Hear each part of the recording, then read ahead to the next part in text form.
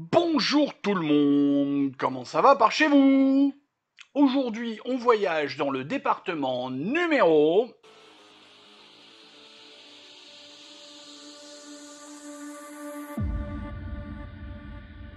Le département des Alpes de Haute-Provence, quatrième département.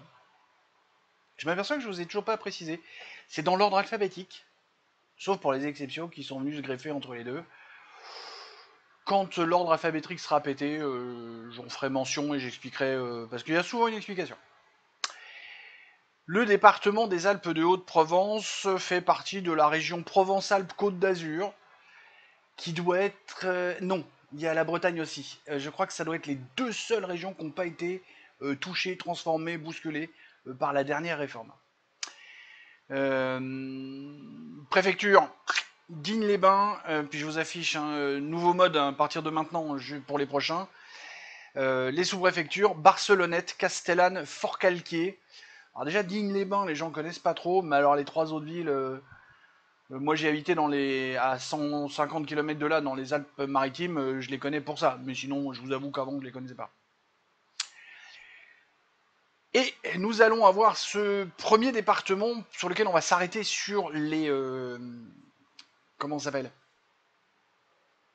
données techniques, puisque nous avons le dernier département en termes de densité. Ce département est le département juste le moins dense. C'est-à-dire que c'est... Alors la densité, c'est vrai que je vous ai pas expliqué non plus. J'en profite parce qu'en fait ce département va être court, donc c'est pour ça que j'en rajoute un petit peu. Comme j'ai dit, la densité, c'est le rapport entre la population et la superficie. Pour être plus précis, on divise la superficie par la population pour avoir le nombre d'habitants au kilomètre carré. Donc là, avec une densité de 22,09, on a 22 habitants, 0,09. Bon, on va en garder 22 parce qu'on va pas trop les couper, ça se fait pas de couper les gens, par kilomètre carré du département. Et il se trouve que donc c'est le département qui a la plus faible densité. Voilà. La date, c'est toujours la même. Un seul cours d'eau, un fleuve qui s'appelle le Var. Et je sais qu'il y a un département qui s'appelle aussi le Var, c'est très marrant. Le Var prend sa source dans le département des, des Alpes de Haute-Provence. Il le traverse du nord au sud pour aller dans un autre département dont nous reparlerons dans un prochain épisode. Je vous dis pas lequel, mais vous allez être surpris.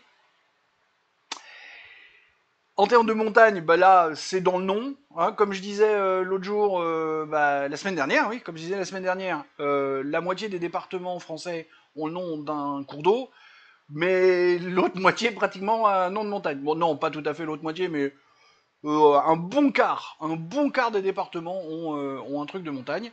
Et là, avec 4, 5 et 6, on est en plein dans les Alpes. Les Alpes, on est sur la partie sud, clairement sur la partie sud des Alpes, hein, puisque plus au sud, ça va être les Alpes-Maritimes.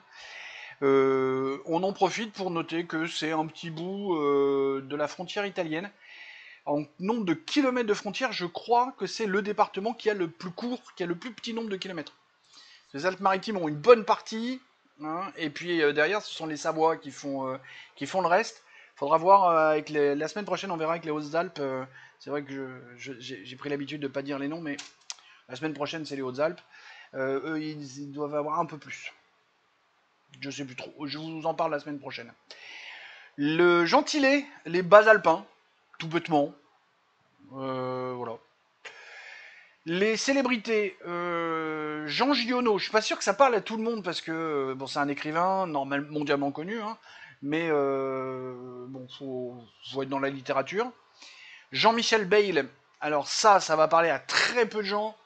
C'est un champion de motocross, donc forcément, des mecs qui tapent dans un ballon, on les connaît pendant des années et des années et des années.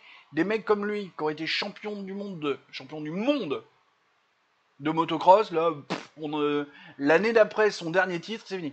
Parce que champion du monde, mais plusieurs titres consécutifs. C'est un dieu du motocross. Et pareil, Carole Merle. Alors pardon, j'ai oublié de dire. Jean Giono est né à Manosque. Jean-Michel Bayle est né à Manosque. Et à la limite, vous voyez, c'est pas une Manosque est une ville beaucoup plus connue du département, alors qu'elle n'est pas sous-préfecture. Carole Merle est née à Sauze. Alors ça, les skieurs, ils sont jamais connus parce qu'ils naissent en général dans les stations. C'est des trucs gros comme ça sur la carte. Enfin, bon. Elle est championne de ski. C'est la championne de ski française la plus titrée. Voilà. Et Carole Merle, elle est de ma génération. Elle doit avoir 50, 60 ans, quelque chose comme ça. J'avais noté Le Hussard sur le toit, qui est un film qui date des années 80-90, plus dans ces eaux-là, un film français, a en grande partie été tourné dans ce département.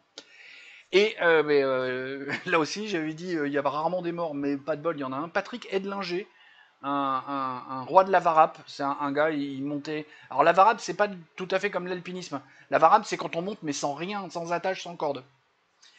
Et il est mort dans sa maison à Palus-sur-Verdon. Voilà, Patrick Edlinger, il grimpait partout, machin. 50 balais, hein, il est mort de trucs cardiaques.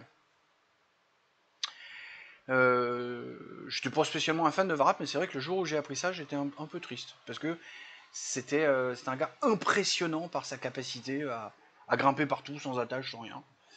Voilà. On en a terminé avec la présentation du département des Alpes de Haute-Provence. J'espère que cette présentation vous a ravi.